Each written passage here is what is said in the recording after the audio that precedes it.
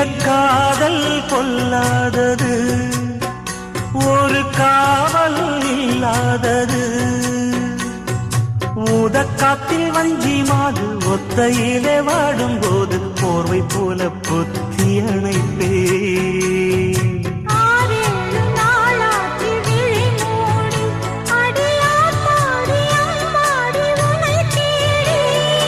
நீதானே மானே என் இளஞ்சோடி, உனை நீங்காது என்றும் என் உயிர் நாடி.